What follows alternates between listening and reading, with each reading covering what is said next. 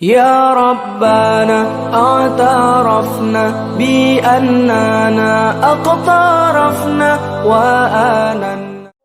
Assalamualaikum warahmatullahi wabarakatuh.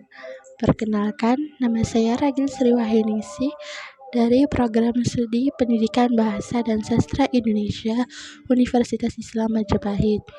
Kepada yang terhormat Bapak M. Syarif MPDI selaku dosen pengampu mata kuliah Pemikiran dan Peradaban Islam. Nah, pada video kali ini saya akan memaparkan pendapat saya mengenai soal nomor 2 UAS mata kuliah Pemikiran dan Peradaban Islam, yaitu bahwasanya Islam pernah menguasai Spanyol selama sekitar 8 abad. Islam menjadi lampu penerang dunia saat itu yang memberikan pengaruh besar bagi kebangkitan Renaissance. Nah, penasaran kan bagaimana pemaparan saya? Jangan lupa tonton video ini sampai selesai. Untuk yang pertama, bagaimanakah sejarah masuknya Islam ke Spanyol? Islam pertama kali masuk ke Spanyol pada tahun 711 Masehi melalui jalur Afrika Utara. Wilayah Andalusia yang sekarang disebut dengan Spanyol ini berada di ujung selatan benua Eropa, masuk ke dalam kekuasaan dinasti Bani Umayyah. Semenjak Torik bin Ziyad, bawahan Musa bin Nusair yang mengalahkan pasukan Spanyol pimpinan Raja Roderick. Nah, Spanyol ini diduduki umat Islam pada zaman Khalifah Al-Walid, yaitu salah seorang khalifah dari Bani Umayyah yang berpusat di Damaskus. Perkembangan Islam di Spanyol ini berlangsung lebih dari 7 abad lamanya. Nah, perkembangan itu dibagi menjadi 6 periode, yaitu untuk periode pertama pada tahun 711 sampai 755 Masehi. Andalusia pada periode ini di bawah pimpinan para wali yang diangkat oleh Khalifah Bani Umayyah yang berpusat di Damaskus.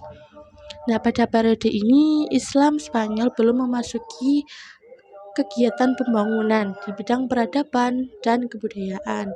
Periode ini berakhir dengan datangnya Abdurrahman Ad-Dakhil ke Spanyol, yaitu pada tahun 755 Masehi.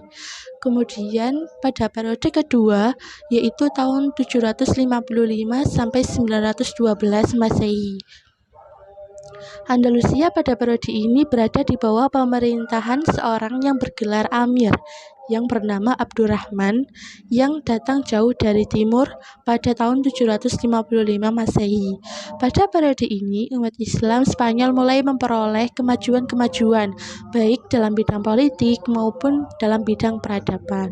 Kemudian periode yang ketiga yaitu tahun 912 sampai 1013 Masehi.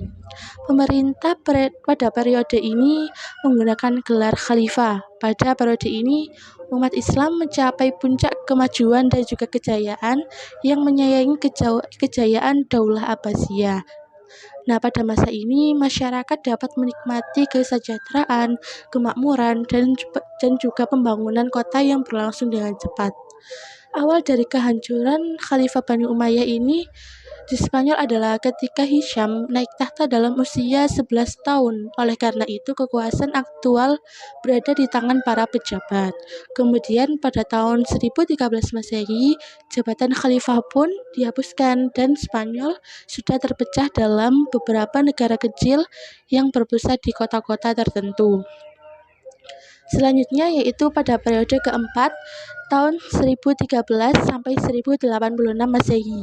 Spanyol pada periode ini terpecah-pecah menjadi lebih dari 30 negara kecil di bawah pemerintahan raja-raja dari golongan Al-Mulukut, yaitu seperti Bani Abbad di Sevilla, Bani Hud di Saragossa, Bani Zunnun di Toledo, Bani Ziri di Granada, dan Bani Hamud di Cordoba dan juga Malaga. Nah, pada periode ini umat Islam di Spanyol kembali memasuki masa pertikaian intern atau yang kita sebut dengan perang saudara. Kemudian pada periode kelima yaitu tahun 1086 sampai dengan tahun 1248 Masehi. Pada periode ini, walau Islam Spanyol masih terpecah dalam beberapa negara, tetapi terdapat satu kekuatan yang dominan, yaitu kekuasaan dinasti Muwahhidun, yaitu yang terdapat pada tahun 1146 sampai 1235 Masehi. Kemudian periode terakhir yaitu periode ke-6 yaitu tahun 1248 sampai 1492 Masehi. Nah, pada periode ini tinggallah Granada yang masih dalam kekuasaan Islam di bawah pimpinan dinasti Bani Ahmar. Peradaban periode ini mengalami kemajuan kembali, namun hanya di wilayah-wilayah yang kecil. Akan tetapi, pertahanan Islam di Spanyol ini berakhir karena perselisihan orang-orang istana dalam memperebutkan kekuasaan.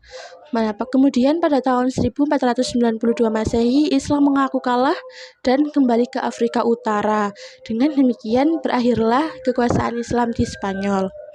Kemudian kemajuan peradaban Islam di Spanyol ini dipengaruhi oleh kemajuan intelektual yang di dalamnya terdapat ilmu seperti ilmu filsafat, sains, fikih, dan kesenian.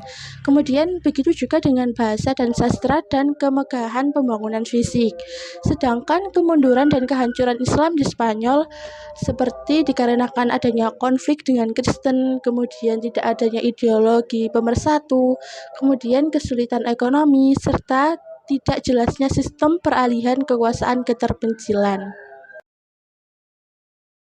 Kemudian yang kedua, siapa saja sih nama-nama ilmuwan Muslim Andalusia yang sangat berpengaruh terhadap pemikiran orang Eropa? Yang pertama di bidang kedokteran, yaitu terdapat Al-Kindi yang menulis buku Ilmu Mata, kemudian Ar-Razi menulis buku berjudul Al-Hawi, kemudian Ibnu Sina yang menulis buku Al-Qunun fi Al-Tib, kemudian ada Ibnu Rushd yang menulis buku kitab Al-Kulliyat fi Al-Tib. Kemudian di bidang geografi, muncul nama-nama cemerlang seperti Al-Idrisi, Ibnu Abdul Aziz Al-Bahri yang dengan karyanya yaitu Al-Masalih wa Al-Mamalik. Kemudian ada Abdul Hasan Muhammad bin Ahmad Al-Kinani bin Jubair dengan karyanya Rihlah yang berarti suatu perjalanan. Kemudian di bidang fisika dikenal dengan nama-nama Ibnu Zur di bidang mistik, kemudian ada Ibnu Arabi dan lain-lain seperti Az-Zarkali, Abdul Qasim Maslama bin Ahmad Al-Farabi Al-Sasib Al-Majriti, kemudian ada Jabir bin Aflah Abu Muhammad, kemudian ada Nuruddin Abu Ishaq Al-Bidruji. Selanjutnya ada di bidang filsafat yaitu Ibnu Rushd yang terkenal dengan komentator pikiran Aristoteles, kemudian ada Al-Kindi yang merupakan filosof yang menggabungkan dalil-dalil Plato dan Aristoteles dengan menggunakan cara neoplatonis. Selanjutnya ada Ibnu Khaldun dengan karya muqaddimahnya di bidang ilmu sejarah dan juga sosiologi. Nah, jasa dan sumbangan Islam inilah yang kemudian mengubah wajah kebudayaan Eropa dan bahkan dunia pada umumnya.